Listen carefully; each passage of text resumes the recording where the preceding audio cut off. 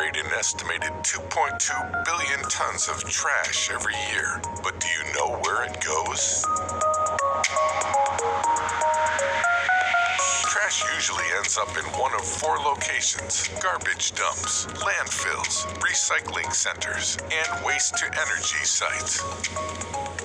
This is what most of us probably think of when we hear the word trash. Garbage dumps have existed near settlements for nearly all of history. Today, they work almost exactly the same as how they did when the Roman Empire was at its height. They're large, open spaces that garbage collectors dump trash into. Landfills are similar, but there's a bit more to them than you'd think. After a patch of land is excavated, it's covered with a liner made up of a combination of clay or synthetic materials. Often landfills have a primary and secondary liner to prevent the liquids that naturally emerge from solid waste from contaminating the area's groundwater supply. The liners aren't perfect, so there is also a system to collect the leachate that does escape over time. Liquids aren't the only things that emerge from solid waste as they sit unattended.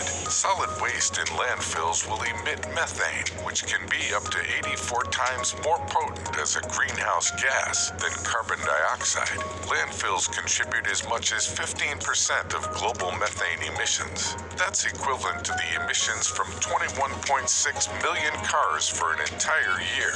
To remove the landfill gas, a series of pipes are embedded into the area. The gas collected is either vented, burned, or used as power.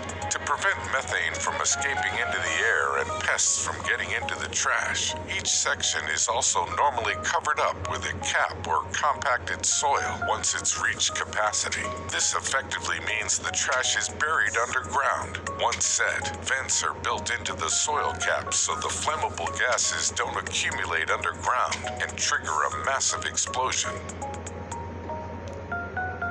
Recyclable waste is sorted and sold to buyers with the help of machines and equipment that move anywhere from 30 to 900 tons of recycling a day. But the process isn't always like this. In some places, recyclables are pre-sorted at home. This reduces the contamination that could ruin entire batches of recycled material. While in others, people make a living gathering and selling recyclable materials themselves. Certain materials really need to be recycled, as it would otherwise take a lot of time for them to fully decompose. Without recycling, we'd have to dedicate even more space on our planet for dumps and landfills. And yet the percentage of recyclables that actually gets recycled is surprising. Common materials such as plastic, metal, glass, and paper are all recycled with varying levels of success. Plastic, for instance, is hard to recycle. About 91% of plastic doesn't get recycled and ends up in landfills, where it piles up and slowly breaks down into dangerous microplastics.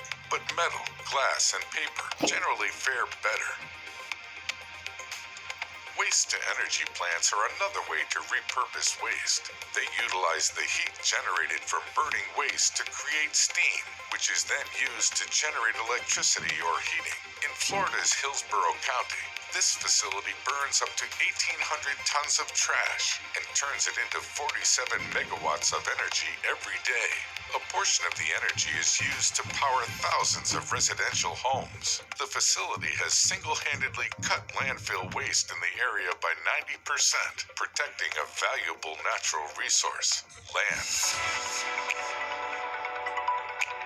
But not all waste ends up in these places. Waste management remains a pressing concern around the world. Mishandling waste, whether it's illegal dumping or littering, often ends up with garbage in places like our oceans. Trash accumulates in 5 main zones in the ocean. The largest one is the Great Pacific Garbage Patch, spanning an estimated area of 617,763 square miles, or about twice the size of Texas. It's mostly made up of plastics that have broken down into microplastics and become hard to remove. That's where the ocean cleanup comes in.